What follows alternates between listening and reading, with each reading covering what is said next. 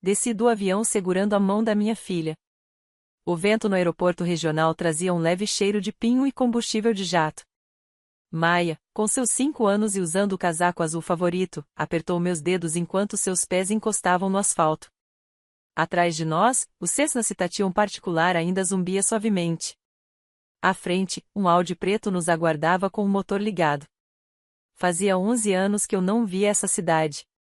11 anos desde que saí com uma mochila, $300 e um hematoma na bochecha. Fingi que não doía. 11 anos desde que minha mãe, vivia em Whitmore, me olhou nos olhos e disse: "Você não é minha filha." Ela nunca mais me viu. Nem quando construí uma empresa do zero. Nem quando ganhei meu primeiro milhão. Nem quando dei à luz a neta que ela sequer sabe que existe. Abaixei-me para ajustar o cachecol de Maia. Ela me encarou com os olhos verdes do pai, arregalados de admiração. "Mamãe", ela sussurrou, "a gente chegou?" Eu assenti. Chegamos. Da última vez que estive aqui, eu não tinha para onde ir. Hoje, reservei a suíte mais bonita da cidade e amanhã colocaria os pés na casa onde cresci. Não voltei buscando vingança, encerramento ou perdão. Voltei para que eles vissem quem eu me tornei sem eles e para mostrar à criança que eles abandonaram antes mesmo de nascer. A casa parecia menor do que eu lembrava.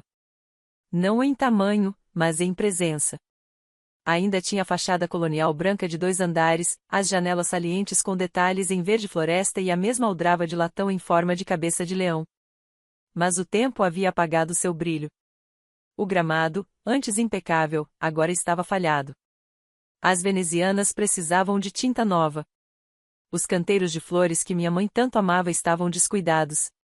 Mesmo assim, a casa permanecia ali, firme, como se fingisse que nada havia mudado. Maia encostou o rostinho na janela do carro. "Foi aqui que você cresceu, mamãe?" "Sim", respondi. "Desde o dia em que nasci até a noite em que fui embora." "É bonita", ela disse, com aquela sinceridade que só uma criança tem sem saber o que pode se esconder sob camadas de tinta e aparência. Ficamos ali em silêncio por alguns instantes, com o motor do carro funcionando baixinho. Eu não tinha ligado antes. Não queria que eles tivessem tempo de ensaiar falas ou ajustar as luzes. Eu queria a verdade daquele tipo que só aparece quando ninguém tem tempo de esconder. Quando finalmente apertei a campainha, o som ecoou pela casa. A mesma velha melodia de Westminster. Cara e teatral. Uma vez, minha mãe comentou a um grupo de convidados que havia mandado instalar aquele sistema apenas para se sentir mais sofisticada. A porta se abriu e, por um instante, ninguém disse nada. Meu pai, Alan Whitmore, estava ali. Mais velho, mais magro, usando um cardigã apesar do calor. Seus olhos se arregalaram quando me viu e depois se voltaram para Maia, que espiava por trás das minhas pernas. "Clary", ele sussurrou, como se pronunciar meu nome pudesse quebrar alguma coisa. "Oi, pai", respondi, com a voz firme. Antes que ele dissesse qualquer coisa, ouvi o som familiar dos saltos batendo no piso de madeira. "Quem está na porta, Alan?" E então ela apareceu. Minha mãe, Vivien. Ainda carregava aquele porte de mulher acostumada a organizar brunches beneficentes, ombros retos, batom impecável, cabelo preso em um coque que não mudava há 20 anos. Por uma fração de segundo, ela parecia exatamente a mesma. Até me ver. Ela parou no meio do corredor. Uma das mãos foi instintivamente ao peito. A boca se abriu, mas nenhum som saiu. "Achei que estava na hora de uma visita", eu disse. "E de você conhecer sua neta." Os joelhos dela pareceram fraquejar um pouco. Alan avançou para ampará-la, mais por reflexo do que por afeto. "Essa é a Maia", eu disse com suavidade, encorajando minha filha a dar um passo à frente. "Maia, esses são seus avós, o senhor e a senhora Whitmore." Maia apertou minha mão com mais força e acenou timidamente para eles. Alan piscou várias vezes, como tentando focar no presente. "Você quer entrar?", ele perguntou, recuando para abrir espaço. O ar dentro da casa tinha o mesmo cheiro de sempre, lustramóveis, lavanda e algo mais, talvez orgulho envelhecido, o tipo que impregna até os pisos encerados. Era como entrar numa fotografia antiga que não havia sido atualizada desde o dia em que saí. E, de algum jeito, a moldura ainda sustentava tudo. Tudo começou com um vestido. Eu tinha 17 anos quando minha mãe me entregou aquele vestido azul marinho. Mangas curtas, decote discreto. Use no sábado, disse ela, pendurando a peça na porta do meu armário. Teremos convidados. Ela não perguntou se eu gostava. Nunca perguntava. O sábado chegou em silêncio.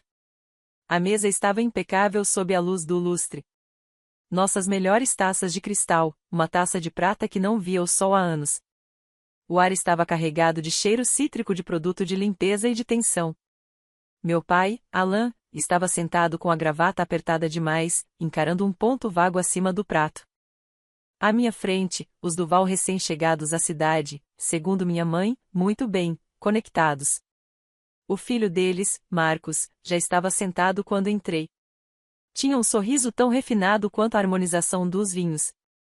Alto, bonito de um jeito convencional, cabelo milimetricamente arrumado, punhos da camisa alinhados com perfeição. Mas os olhos estavam errados. Frios demais. Calculistas demais. Quando ele se inclinou para beijar minha bochecha, sua mão ficou um momento a mais na parte inferior das minhas costas. Você está deslumbrante esta noite, disse ele. Aquilo não foi um elogio, foi uma declaração de posse. O jantar se desenrolou lentamente, como uma negociação disfarçada de cordialidade. Minha mãe sorria, concordando entusiasmada com tudo que o Sr. Duval dizia. Marcos entrava nas conversas com uma confiança arrogante, lançando olhares na minha direção como se eu já fosse dele. Depois da sobremesa, uma torta de limão com creme fresco, o Sr. Duval ergueu a taça e bateu levemente nela com a colher. Acredito que já podemos ir ao verdadeiro motivo pelo qual estamos aqui. Minha mãe se endireitou na cadeira.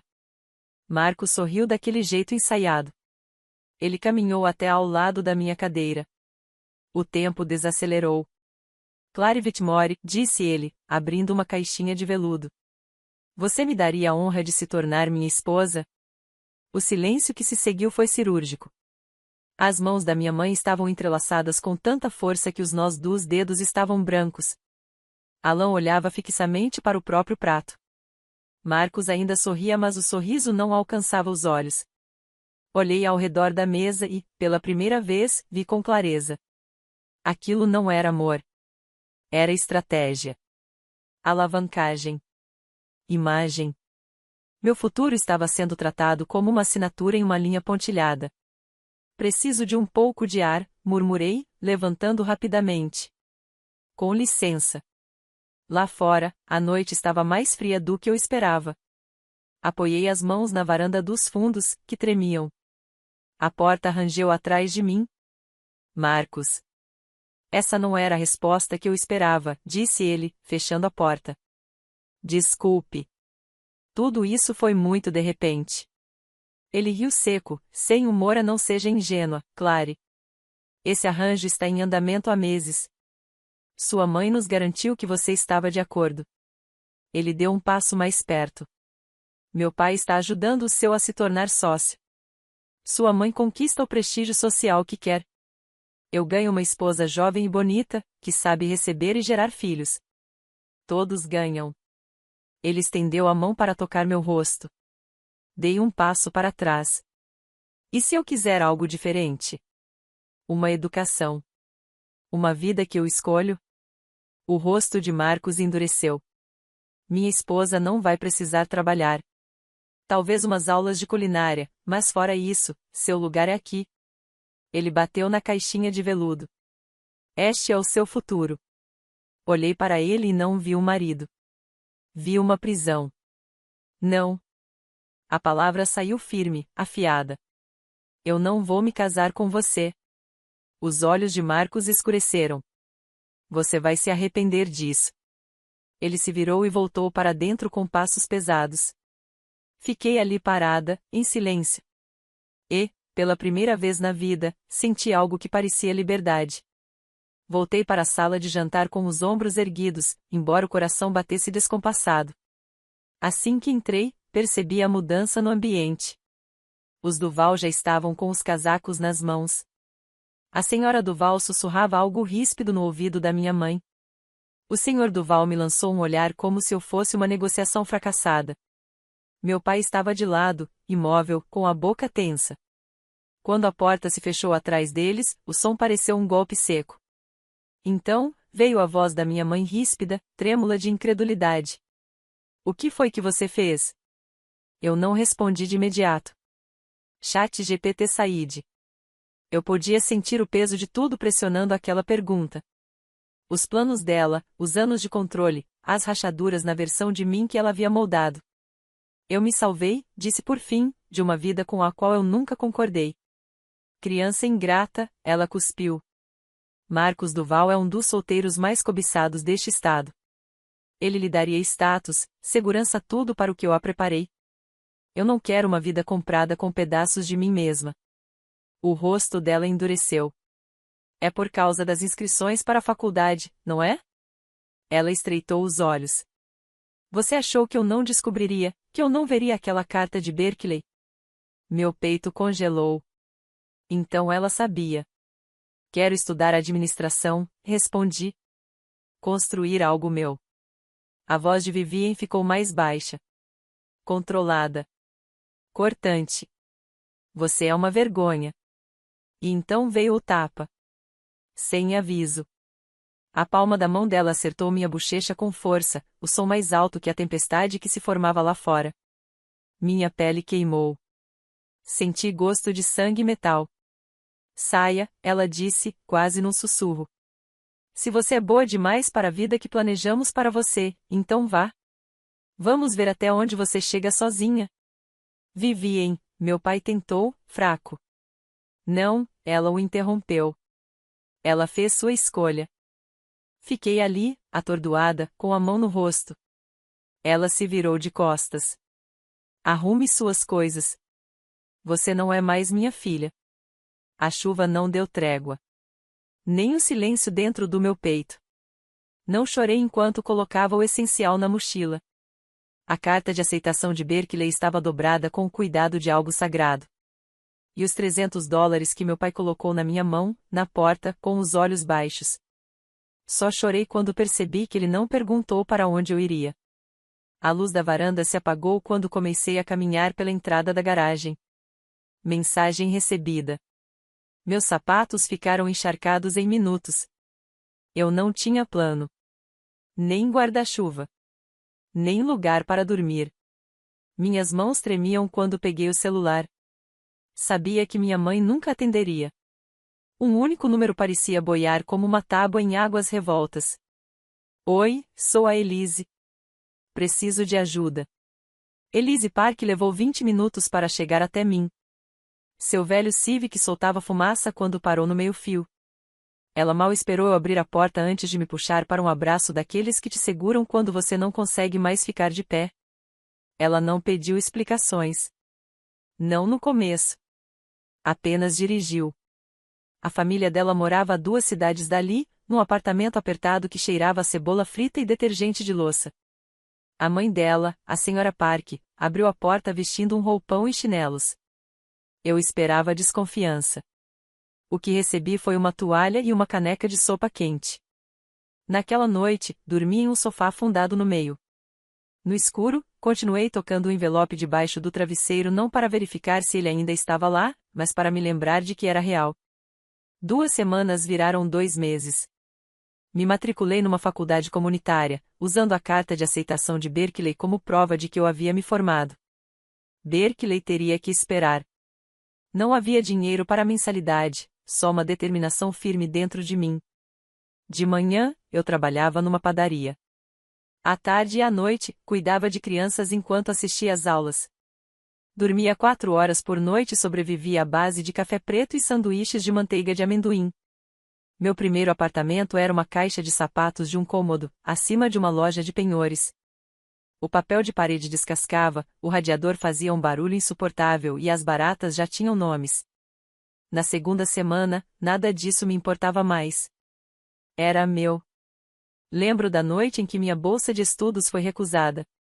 Um envelope fino. Lamentamos a seco. Sentei no chão com uma tigela e uma colher nas mãos e pensei em ligar para casa. O número ficou pairando na tela. Uma ligação podia encerrar tudo. Em vez disso, liguei para Elise.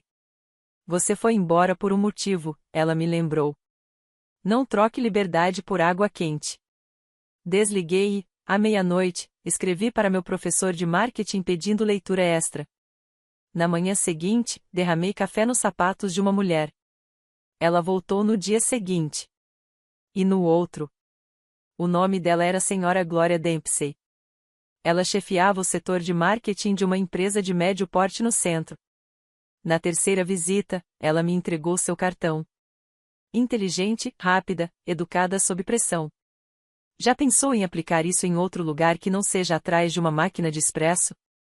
Naquele momento, eu ainda não sabia, mas ela foi a primeira porta que se abriu e, ao contrário da casa da minha mãe, essa porta não se fechou atrás de mim. Ela se abriu. Meu primeiro dia na Dempsey Co foi na sala de cópias. Nada glamouroso, nada oficial. Glória me colocou por um canal paralelo, como assistente administrativa temporária júnior. Isso significava organizar faturas, buscar cafés e aprender a respirar sem ocupar muito espaço. Mas eu observava tudo. Via como Glória conduzia reuniões, como usava o silêncio como uma arma, como fazia perguntas que deixavam homens com o dobro da idade dela sem resposta. Vi campanhas nascerem de pedaços de papel e tensão. Notei quem era ouvido e quem era ignorado. E quando ninguém prestava atenção em mim eu aprendia. 6 meses depois, ela me chamou em sua sala. Você anda escrevendo esses slogans no verso das faturas, ela disse, segurando uma delas entre os dedos. Eles são bons. Você sabe disso, né? Assenti levemente, quase sem encarar. Ela se inclinou para a frente. Não perca tempo sendo grata. Use a porta que eu abri.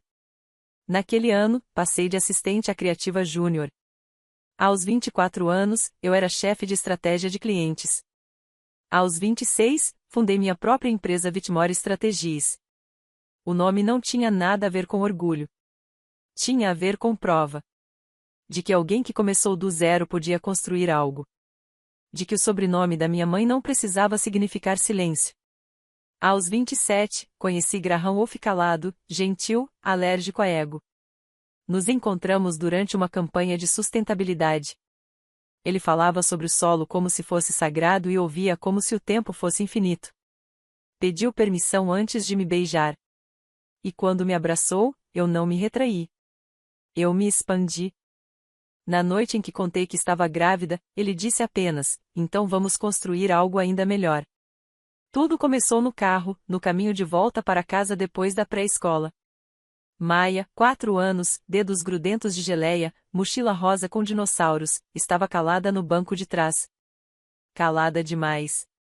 Então veio a voz suave, mamãe, por que eu não tenho a voz? O ar prendeu na minha garganta. Mantive os olhos fixos na estrada. Você tem a Glória, tentei, buscando a resposta mais fácil. E os pais do tio Graham, lá no Oregon? Ela ficou pensando por um instante. Mas e aqueles de quando você era pequena? Onde eles estão? Eu não podia dizer que desapareceram. Nem que tive que ir embora. Não podia dizer que eles escolheram a imagem deles em vez de mim. Então disse a menor verdade possível, a gente não se vê há muito tempo. Maia sentiu devagar, depois voltou a olhar pela janela. Mas a pergunta ficou no ar, como uma névoa fina que não se dissipa. Naquela noite, depois que ela adormeceu segurando seu sapinho de pelúcia, sentei-me na varanda com Graham. Ele não disse nada. Apenas me entregou uma xícara de chá, quente nas minhas mãos. Achei que já tinha feito as pazes com isso, sussurrei. Mas agora ela quer saber. Graham me olhou como sempre fazia sem pressa, sem cobrança. Você quer que ela saiba? Eu não respondi. Não naquela hora. Mas, à meia-noite, me peguei digitando o nome da minha mãe numa barra de busca, pela primeira vez em 10 anos. O rosto dela não havia mudado. A dor, tampouco. 3 dias depois, o e-mail chegou. O assunto era modesto, achei que você deveria saber. Era da minha prima Lena, a única do lado materno que nunca deixou de me seguir depois que fui embora. Oi, Evelyn.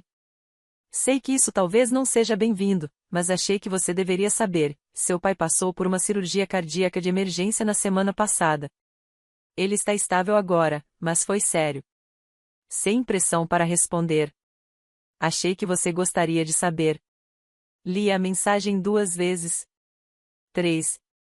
Minhas mãos estavam firmes, mas minha respiração, não. Graham me encontrou parado no corredor, ainda segurando o celular. Mostrei a tela sem dizer nada. Ele leu, ergueu os olhos e perguntou com gentileza. O que você está sentindo?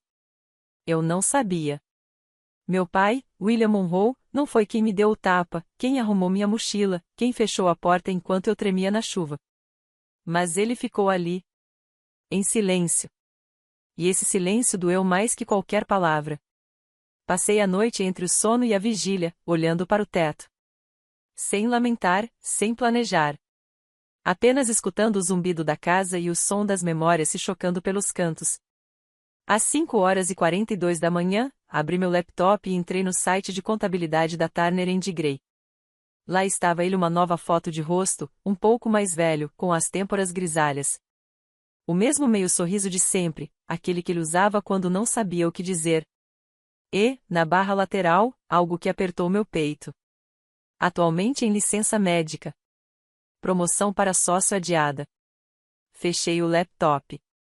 Talvez isso não fosse mais só sobre mim. Não comprei a passagem imediatamente. Em vez disso, sentei à mesa da cozinha com um bloco de notas amarelo de pautas largas e comecei a escrever 2 listas. À esquerda, tudo o que construí sem eles.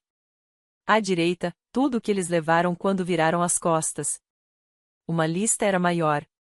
A outra, mais pesada. Graham me serviu o café em silêncio.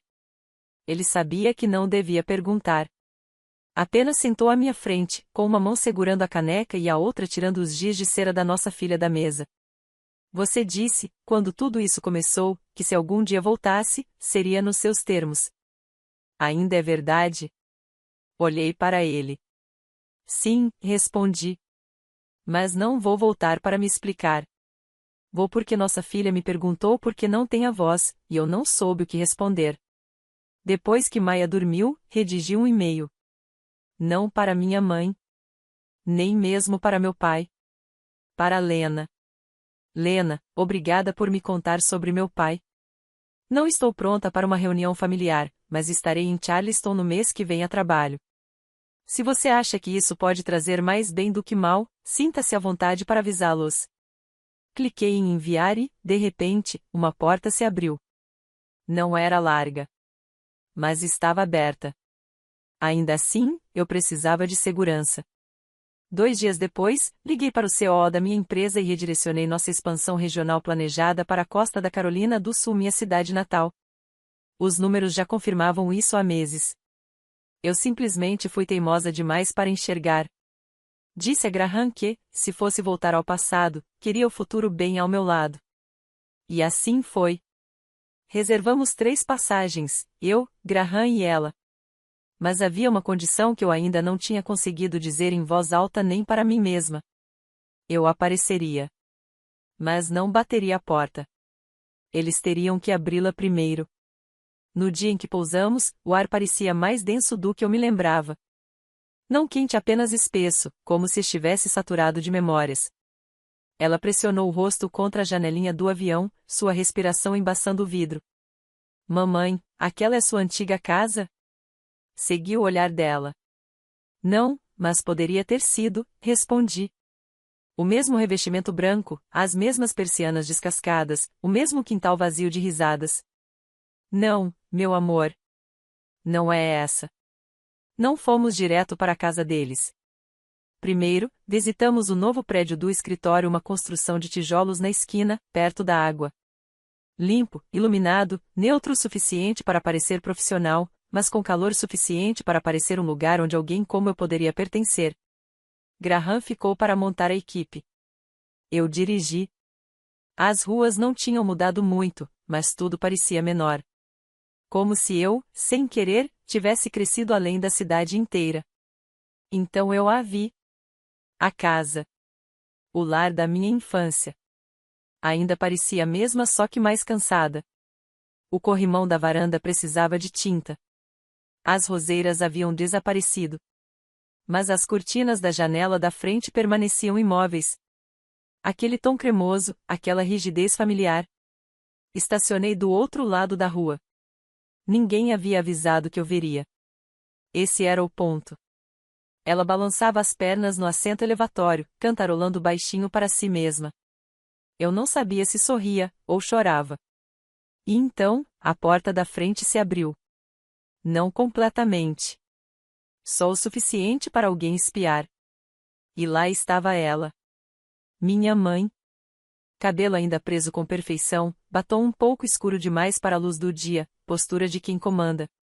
Ela me viu. Eu a vi. E nenhuma de nós se moveu. Ela quebrou o silêncio. É ela? Assenti devagar. Aquela é sua avó. E então, algo que eu não esperava. Minha mãe saiu. Não acenou. Não gritou. Apenas começou a andar. Cada passo contido, calculado, como se estivesse cruzando um corredor de igreja não uma entrada de garagem. Ela parou na beira do meio-fio e cruzou as mãos. Abaixei o vidro da janela. Achei ter ouvido uma voz quase inaudível. Você pode vir. Minha mãe não disse mais nada de imediato. Ficou ali, com as mãos entrelaçadas, como se estivesse em oração. Os olhos fixos nos meus, como se tivesse medo de piscar e me perder outra vez. Abri a porta do carro, mas não desci. Ela se inclinou para a frente e sussurrou. Ela se parece com você, mamãe. Não soube dizer se aquilo era um conforto, ou um aviso. Por fim, me levantei. A calçada entre nós parecia mais longa do que qualquer corredor que eu tivesse percorrido quando criança. Ela parecia menor agora. Ou talvez eu tivesse me tornado alguém que não se encolhia mais diante dela. Eu não sabia que você voltaria, ela disse. Esperei. Isso não podia ser tudo. Depois de todos aqueles anos, depois do tapa, do silêncio, da chuva encharcando meu vestido naquela noite em que ela me mandou embora, certamente havia mais. Ouvi falar da sua empresa, continuou. A voz ainda firme, mas agora mais baixa. O jato. Assenti. Viemos inaugurar um novo escritório. Os olhos dela se voltaram para o carro. E ela é sua? Não respondi. Em vez disso, me agachei e soltei o cinto de segurança da ela. Esta é a ela, apresentei, erguendo minha filha. Ela tem 5 anos, e é muito curiosa. Ela acenou timidamente. Minha mãe não retribuiu o gesto. Apenas continuou ali, olhando, com as mãos ainda cerradas. Eu mantive seu quarto do mesmo jeito, disse ela de repente. As palavras saíram como quem solta um segredo, não por emoção, mas talvez por medo de dizer demais ou dizer a coisa errada. Existem 2 tipos de silêncio, o que pune, e o que implora. Passei a vida conhecendo o silêncio que pune. Mas aquilo, era outra coisa. Algo cru. Nu. Ela quebrou o momento. Você tem biscoitos? Era o tipo de pergunta que só uma criança poderia fazer. Que quebrador com algo tão simples e doce. Minha mãe hesitou. Então abriu um pouco mais a porta. Não, disse, quase sem voz. Mas podemos fazer alguns, se sua mãe deixar.